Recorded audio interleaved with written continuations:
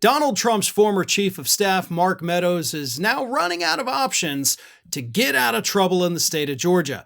This week, the appellate court ruled that he has not made a substantial case to move his case from state court to federal court. Now, Mark Meadows already got shot down by the lower courts. This, of course, again, was the appeal to the 11th Circuit. And even though you've got a conservative justice sitting right there at the top, that conservative justice said, yeah, that's not how this works. Specifically, Judge William Pryor said this: Meadows, as a former chief of staff, is not a federal officer within the meaning of the removal statute. And he added, even if Meadows were an officer, his participation in an alleged conspiracy to overturn a presidential election was not related to his official duties. Meadows fails to prove that the conduct underlying the criminal indictment relates to his official duties. Meadows cannot have it both ways. He cannot shelter behind his testimony about the breadth of his official responsibilities while disclaiming his admissions that he understood electioneering activity to be out of bounds.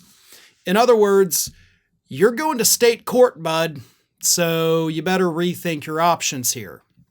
And what are Mark Meadows' options? Well, legal experts have come out since this ruling was handed down just, a couple days ago, and they have said Meadows really only has one option.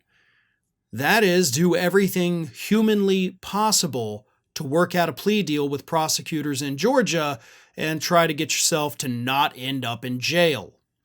But that's harder than you'd think for Mark Meadows. Obviously, Meadows has lots of stuff he could flip on Donald Trump about. I mean, after all, he was Trump's right-hand man, more so than Rudy Giuliani in all of this. So he would be able to tie everything up in a nice little bow, basically implicating Donald Trump in 100% of the alleged criminal activity. But at the same time, prosecutors made it very clear a couple weeks ago that Donald Trump, Rudy Giuliani, and Mark Meadows would not be offered plea deals. Now, that actually flies in the face of everything that legal experts had already predicted. They had been saying for months that Fani Willis only wants to try one criminal case, and that's the one against Donald Trump. But her announcement that, these three folks are not getting plea deals says that, oops, the legal experts were wrong, and she has no problem going to trial against these three individuals. Having said that, it stands to reason that if she does not want a plea deal with Mark Meadows or Giuliani to flip on Trump, then she obviously has enough evidence, in her ammunition to take down all three.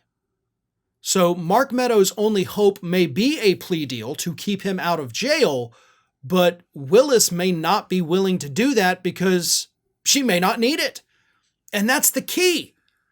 If your cooperation is not necessary to secure any other convictions, then your cooperation becomes worthless. And that is probably what we're looking at with Mark Meadows. Even though he could tie things all the way up to Donald Trump, Fani Willis seems to think she already has that. So why would I need to give you a lesser, sentence when I can just take both of you down with what I've already got? So that's bad news for Mark Meadows. And it doesn't look like things are going to be getting any better for him in the near future. Now, I do still believe that a plea deal could be an option for him, so I'm not going to rule it out. I think in the end, he'll probably get a plea deal. But I think Willis is very smart and she is very calculated. And I think before anything, she's going to make him sweat a little bit, which is exactly what he deserves. One of today's video sponsors is Ground News, a news aggregator that helps to not only get you to the information that you need, but also shows you the left or right leanings of media coverage. Now, I'm an avid news consumer. In fact, it's my job to consume news all day long.